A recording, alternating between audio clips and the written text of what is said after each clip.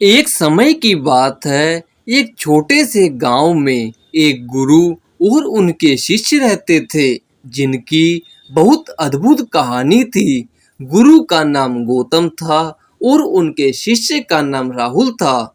श्री गौतम एक प्राचीन ऋषि थे, जो अपने ज्ञान और आदर्शवादी जीवन संगी से प्रसिद्ध थे।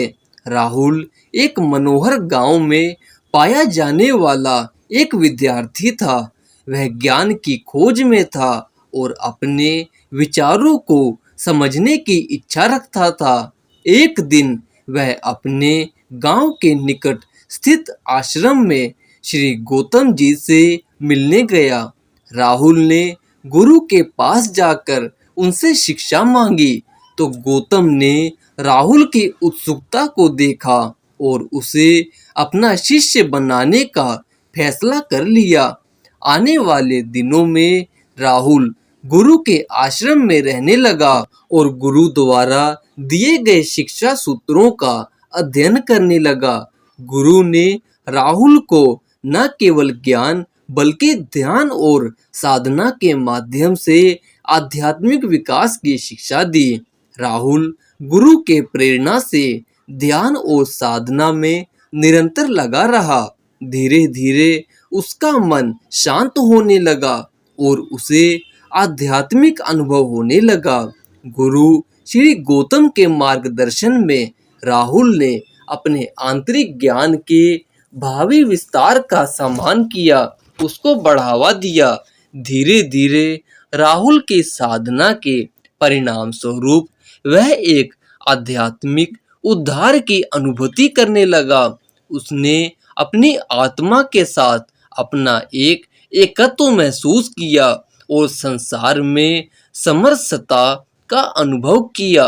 एक दिन राहुल गुरु के समक्ष आया और उन्हें गले लगाकर धन्यवाद दिया। उसने कहा, गुरु जी, आपके आशीर्वाद से मैंने अपने जीवन का सबसे महत्वपूर्ण लक्ष्य प्राप्त कर लिया। आपका शिष्य होना मेरे लिए एक गर्व की बात है।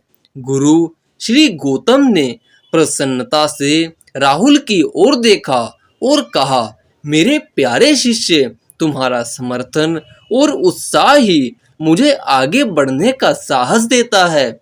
यही सच्ची शिक्षा है जो मनुष्य अपने ज्ञान और अनुभव को दूसरों के साथ साझा करता है, वही वास्तविक गुरु होता है। इस तरह गुरु श्री गौतम और उनके शिष्य राहुल की एक सुंदर कहानी हमें यही बताती है कि एक सच्चे गुरु के प्रेरणादायी मार्गदर्शन में एक शिष्य अपने आंतरिक ज्ञान और आत्मविश्वास को विकसित कर सकता है। उनका जीवन ध्यान, साधना और सद्गुरु के साथ संवाद में भर जाता है। एक सच्चे गुरु और उसके शिष्य का संबंध अनमोल होता है, जो ज्ञान, प्रेम और समरसता का प्रतीक होता है। गुरु और शिष्य का रिश्ता बहुत ही अनोखा होता है।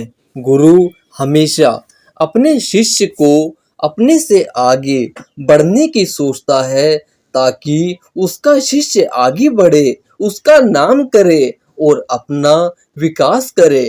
तभी जाकर वह इस संसार रूपी जाल से लोगों को पार कर सकता है और अपने आप को इन माया जाल से बचा सकता है।